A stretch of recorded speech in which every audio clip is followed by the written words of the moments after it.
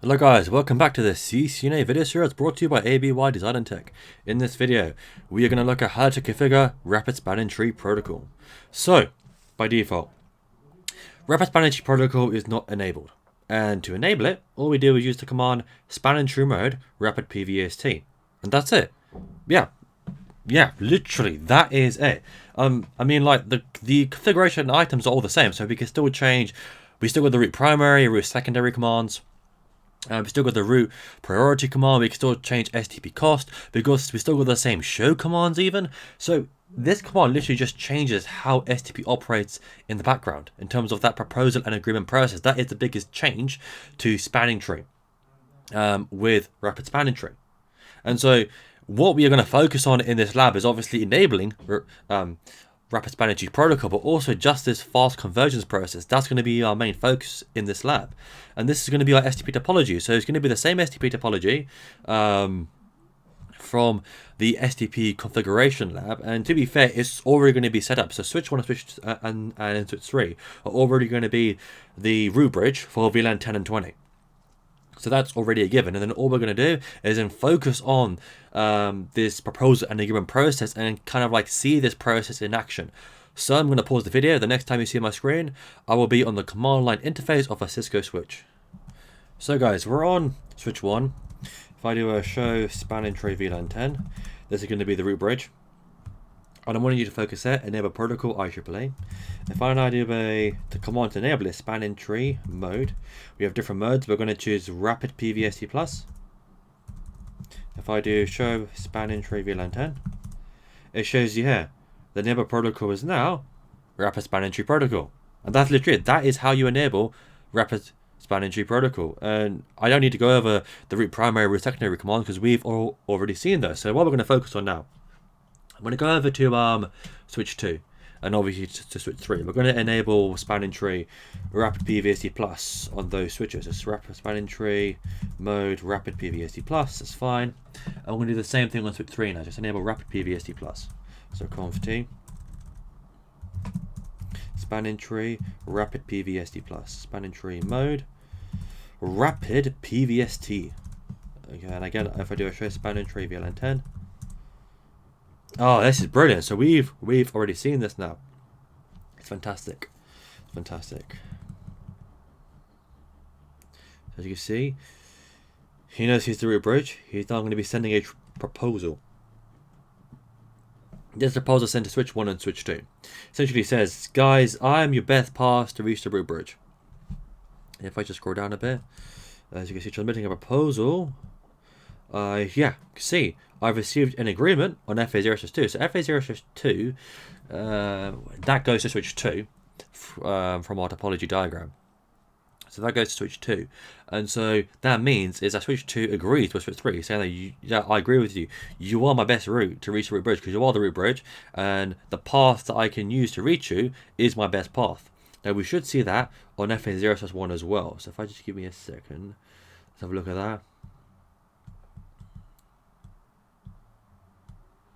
So again, I'm agreeing with you. So now we move that port into the forwarding state. So as you can see, we're syncing. So we start the sync process on FA0/1. Okay, so let's go down over here. I should receive an agreement from FA0/1 for VLAN 20.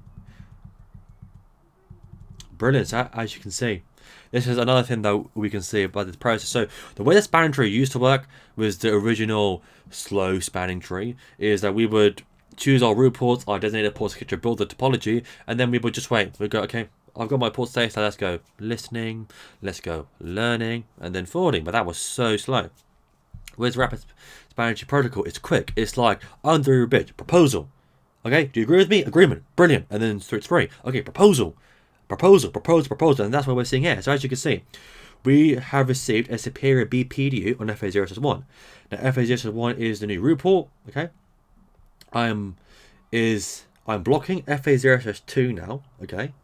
And I'm transmitting a proposal at FA0/2, and I'm not receiving an agreement back because switch 2 is like, wait a minute, switch 3, you're not my best route, or you don't represent the best path for me to reach switch 1. Switch 1, I can reach him directly. You are representing a suboptimal path, so I'm not going to send back a agreement.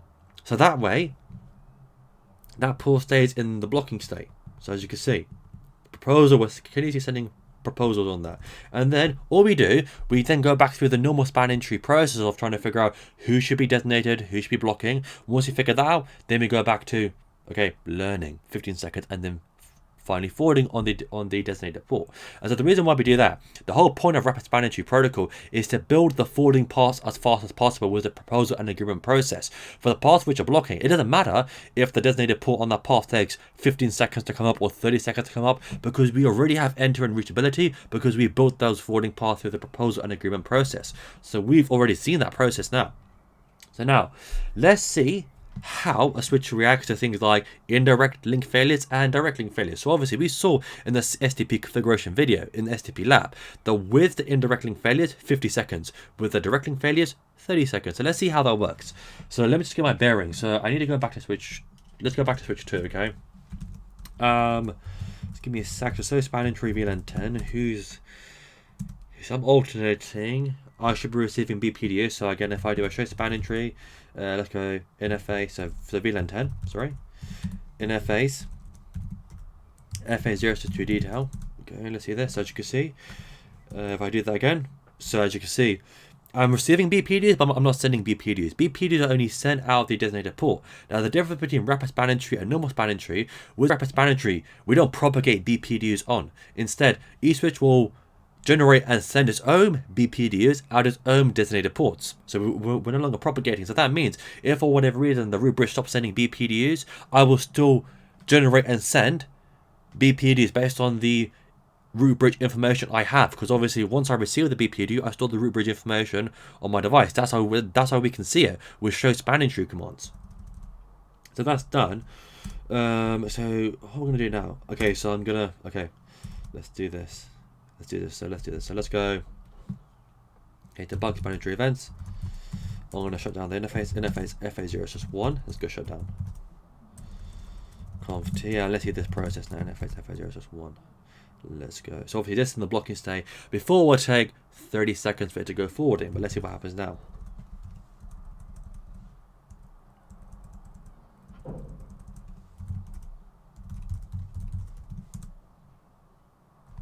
It's as simple as that. So with this guy, that port is in the role of alternate.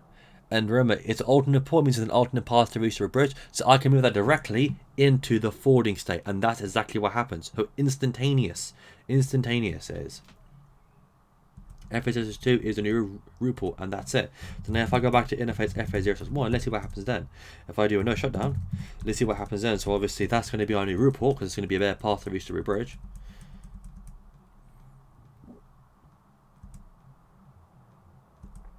Brilliant. So look at this. That comes up. I believe, okay, that interface to come up.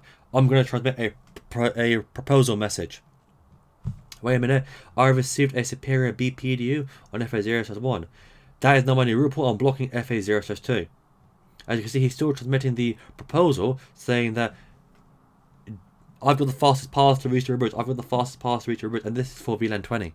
So for VLAN 10, we know that, oh, okay, that other guy has got a better path to reach the root bridge than me. The reason being because his cost. So remember, the BPD that switch 1 sends to switch 2, his cost is going to be his BPD is going to have a root cost of 0.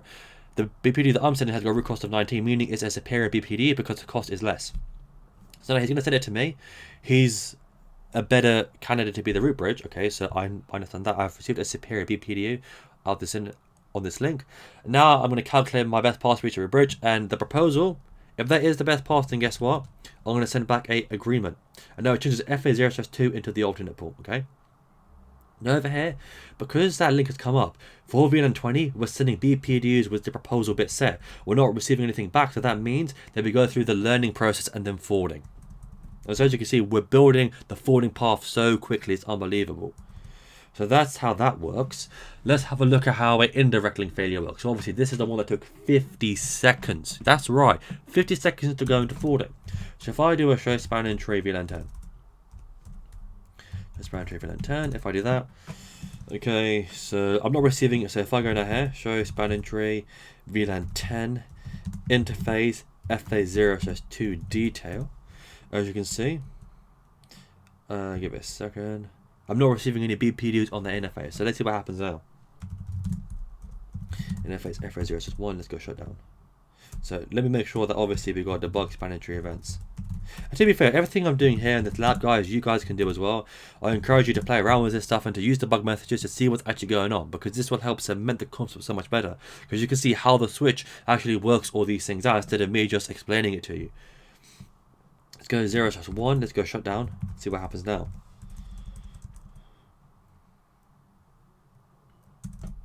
Yeah, brilliant. So look, we become the root bridge. Okay, wait a minute, I just received a superior BPD on FA0/2. I'm not the root bridge anymore, okay? So guess what? I received a proposal, I'm transmitting an agreement, and that's it. And then if I go show interface FA0, so show, not interface, show span tree VLAN 10, and you will see this in a minute. Look, forwarding state. We didn't even have to wait 15 seconds. It was that quickly. It was that quick, sorry. If I go over to switch 2 as well, switch 2, let's go show span tree VLAN 10. As you can see, this will be now in the forwarding state. So obviously this before was an alternate pool. The reason being is because the other guy was a better candidate to be the root bridge. No, a better candidate to have designated port on this link than me. But I've instantly gone into forwarding state. So guys, that's Rapid Spanish Protocol all wrapped up. So as you can see, the configuration was simple. I didn't want to go over what we've done for STP because obviously that wouldn't make any sense. But obviously to enable it, Span tree mode, Rapid PVST. But what the massive benefit was is seeing this proposal and agreement process in action, seeing how it actually works. Because obviously, when we believe we're the root, we're going to be sending the proposals. And as you can see, is that if we send a proposal to another switch and it doesn't believe that we have the best path to reach the root bridge, it won't even send an agreement back. We will continue to send proposals for a period of time. We're not going to get anything back. So guess what? We then go through the learning state and then into forwarding. And obviously that port is not going to be the root port. So the whole idea of the proposal and agreement process is the proposal and agreement process allows us to build the root ports and essentially build end-to-end connectivity between our devices extremely quickly. If you found this video useful and would like to see more content like this, then please subscribe to my channel, and thank you very much for viewing.